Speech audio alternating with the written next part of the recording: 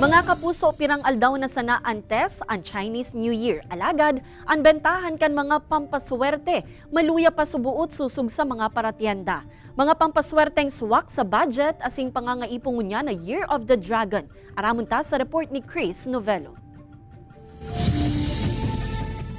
Mga kapuso, Chinese New Year is right around the corner. Mantang padangadang ang Chinese New Year, yao naman siyempre ang mga pampaswerte siring kan bracelets, tassel fu bag asin iba pang pampaswerte, unya na Year of the Dragon. Alagad, pirang aldaw antes an okasyon, malay may pasubuot ang bentahan kaini. Sa Webes pasubuot ang piglalooman kan mga paratienda, na pagruso kan mga parabakal. Alagad si Buboy Villanueva amay na nagpa-customize din pampaswerteng bracelet. Naniniwala ko sa swerte. Kaya bibili pampadagdag. Salamat mo bibili, kaya naputol, kaya naghanap ulit ako ng magandang bago.